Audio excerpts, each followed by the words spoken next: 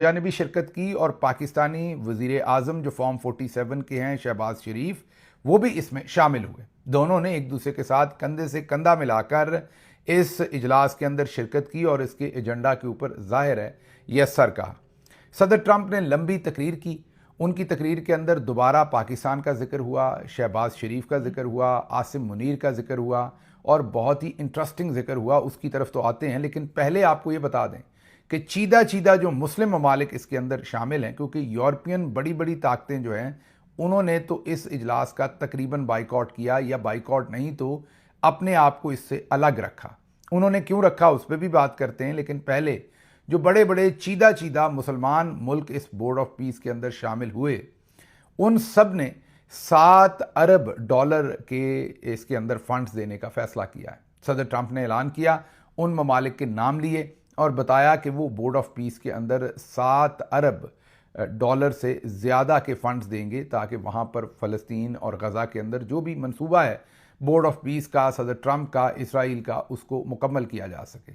अब दूसरी तरफ पाकिस्तान का नाम इन 7 अरब डॉलर देने वाले मुल्कों में उन सब का अलग अलग नहीं बताया गया कि सऊदी अरब ने कितने पैसे दिए, कतर ने कितने पैसे दिए।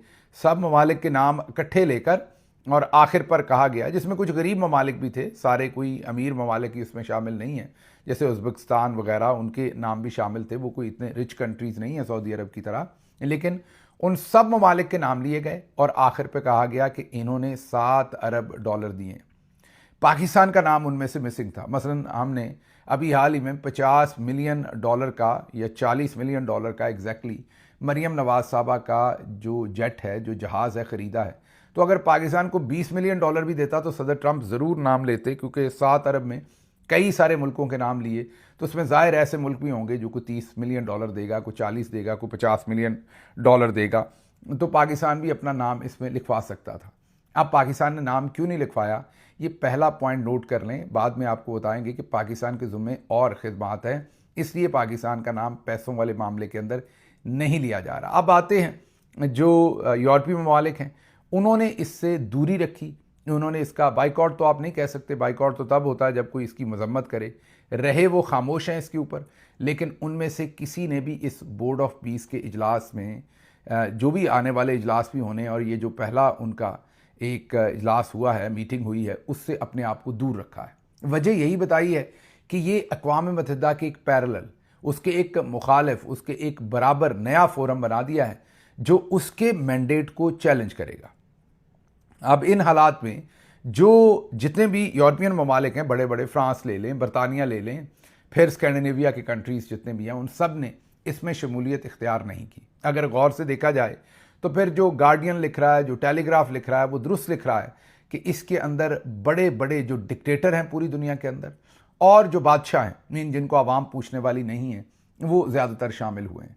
पाकिस्तान में भी जाहिर है आसिम मुनीर इस वक्त डिक्टेटर हैं और उन्हीं के इमा पर उनका अर्दली जो है वो वहाँ पर जाकर खड़ा हुआ है। तो कोई भी काबिल ज़िक्र जमहूरियत जहाँ पर आवाम की आवाज़ हो, ना यूरोप की और ना ही मुस्लिम वर्ल्ड की, कोई ऐसी आवाज़ वहाँ पर हमें देखने को नहीं मिली जिस तरीके से हमारे वाले और दूसरे डिक्टेटर्स वहाँ पर जाकर खड़े हुए।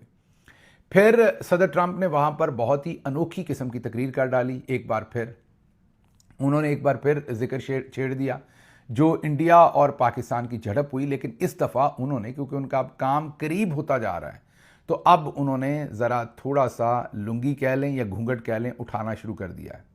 एक तो उन्होंने वाज़े तौर पर कहा कि जब तक इंडिया और पाकिस्तान का कॉन्फ्लिक्ट नहीं हुआ था, मैं ना ही शहबाज शरीफ को जानता था और ना ही मैं आसिम मुनीर को जानता था, लेकिन मैं नरेंद्र मोदी को जानता था और वो मेरा बहुत अच्छा दोस्त है। उन्होंने कहा कि जब इनका कॉन्फ्लिक्ट शुरू हुआ तो मैंने दोनों पार्टीज़ को फ़ोन पर लिया, मैंने इन्हें कहा कि जंग बंद कर दें। ये दोनों ही जंग करना चाहते थे और इनको जब मैंने बताया कि मैं 200% आपके ऊपर ड्यूटीज़ लगा दूंगा, तो इनमें से एक ने कहा कि ना ना ऐसा मत करना, हम जंग नहीं करेंगे।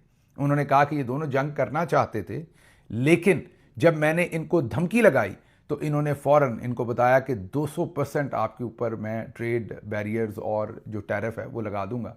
तो उसके बाद दोनों ने कहा कि नहीं, हम जंग नहीं करते और इन्होंने जंग रोक दी। अब ये बात तो उन्होंने की। उसके बाद एक और इंटरेस्टिंग बात की उन्होंने। उसके बाद उन्होंने कहा कि 11 जहाज़ गिरे। अब पाकिस्तान आज के दिन तक क्लेम करता है 6 जहाज कि हमने 6 जहाज गिराए। इंडिया क्लेम करता है कि उन्होंने 5 जहाज पाकिस्तान के गिराए। अब पाकिस्तान कभी नहीं मानता। पाकिस्तान ये कहता है कि हमारी इन्वेंट्री चेक कर लें, हमारा कोई जहाज़ नहीं गिरा। और इंटरनेशनली भी ज़्यादातर इसी बात के ऊपर इत्तफाक है कि पाकिस्तान का शायद कोई जहाज़ नहीं गिरा। लेकिन अब सदर ट्रंप कह रहे हैं कि 11 जहाज़ गिरे। अब पाकिस्तान ने तो कभी क्लेम नहीं किया कि 11 जहाज़ गिरे। तो अगर सदर ट्रंप के ये जो बयान है 11 वाला, इसको इस वक्त पीटीवी भी, हुकूमती वुज़रा भी सब बढ़ा चढ़ा कर पेश कर रहे हैं, तो इन बेवकूफ़ों को ये नहीं पता कि सदर ट्रंप इनडायरेक्टली अब, क्योंकि उनकी इंडिया के साथ डील हो गई है, वो अब चीज़ों को वापस लपेट रहे हैं और आज पहले दिन उन्होंने 11 जहाज़ों का जिक्र कर डाला है।